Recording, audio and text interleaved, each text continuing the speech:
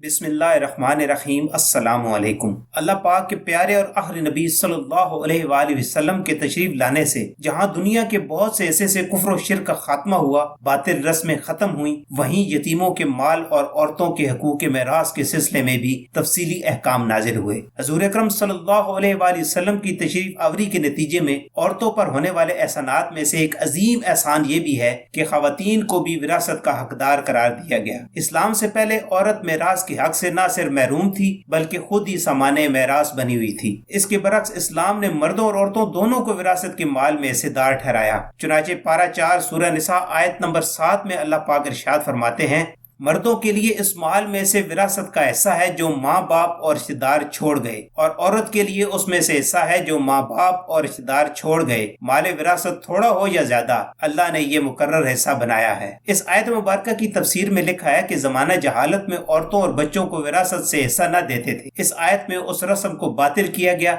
इससे ये भी मालूम हुआ कि बेटे को मेरास देना और बेटी को न देना सरीअल जुर्म और कुरान के खिलाफ है। दोनों मेरास के हकदार हैं और इससे इस्लाम में औरतों के हकूक की अहमियत का भी पता चलता है। कहते हैं कि ये तरक्की याफ्ता दौर है, मगर अफसोस की बात है कि आज के तरक्की याफ्ता दौर कहलाने वाले इस दौर में भी अमूमन खवातीन को उनके हक के मुताबिक विरासत में हिस्सा नहीं मिलता। कई जगह जहालत की वजह से, और कई जगह गफलत की वजह से, और कई जगह जुल्म की वजह से मुस्तहिक वारिस को उसका हिस्सा नहीं दिया जाता। ऐसा लगता है कि हमारे तर्ज जिंदगी का महवर इस्लामी तालीमात के बजाय रस्म रवाज की पाबंदी बनता जा रहा है। जहेज रिवाज है, शायद इसीलिए जरूर देते हैं। गरीब से गरीब लड़की की शादी भी बगैर जहेज के हो गई हो, ऐसा सुनने में बहुत ही कम आता है, लेकिन विरासत फर्ज होने के बावजूद उसमें सुस्ती और कायली से काम लेना आम होता जा रहा है। कभी ये उज़र बयान किया जाता है कि लड़की की शादी धूमधाम से कर दी थी इसलिए वो मेरास के हकदार नहीं है, तो कभी दूसरी शादी कर लेने की वजह से बेवा को उसके पहले शौहर के तरके से हिस्सा नहीं दिया जाता, जबकि जो औरत शौहर के इंतकाल के वक्त उसके निकाह में हो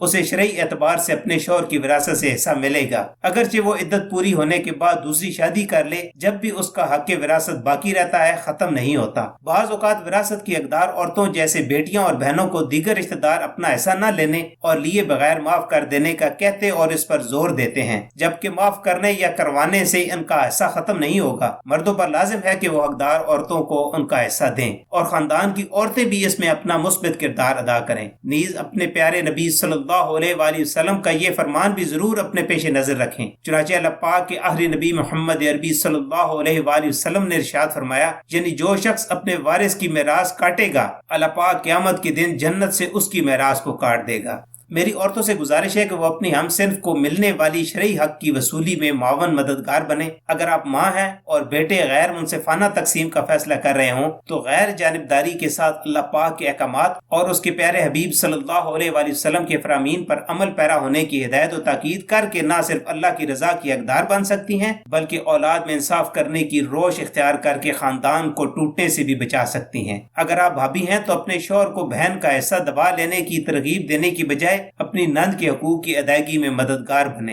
अपने ऊपर रख कर सोचें कि अगर आपको अपने वालिद या वालदा के तरका में से हिस्सा न मिले या आपके बाद आपकी बेटी को उस हक से महरूम कर दिया जाए तो क्या ये आपको गवारा होगा? जब भी विरासत की तकसीम का मामला दरपेश हो तो हमें चाहिए कि सबसे पहले दारुल इफ्ता अहले सुन्नत से रहनुमाई हासिल करें और फिर जो रहनुमाई मिले उसी के मुताबिक विरासत के माल को तकसीम करें और उसकी तकसीम में हरगिज ताखीर न करें, बल्कि जिस कदर जल्दी हो सके हर शख्स को उसका हिस्सा दे दें ताकि वो अपनी मर्जी के मुताबिक उसे इस्तेमाल कर सके। नीज मेरास की तकसीम में ताखीर की वजह से वक्त गुजरने के साथ साथ पेचीदगियां भी बढ़ती जाती हैं। नस्ल दर नस्ल तरका तकसीम न करने से आम तौर पर यही होता है कि तरका कई पुश्तों तक ऐसे अफराद की तसर्रुफ और इस्तेमाल में रहता है जिनका उस पर कोई हक नहीं होता, मगर इसके बावजूद वो इससे नफा उठा रहे होते हैं, जबकि बहुत से हकदार अपने हक से महरूम रह जाते हैं और उनका माल गैर मुस्तहिक अफराद के हाथों में चला जाता है। लिहाजा आफियत इसी में है कि इस्लाम के दिए हुए अहकामात के मुताबिक जल्द अज जल्द मेरास का माल तकसीम कर दिया जाए। अल्लाह पाक से दुआ है कि हमें इन बातों पर अमल करने की तौफीक अता फरमाए। आमीन।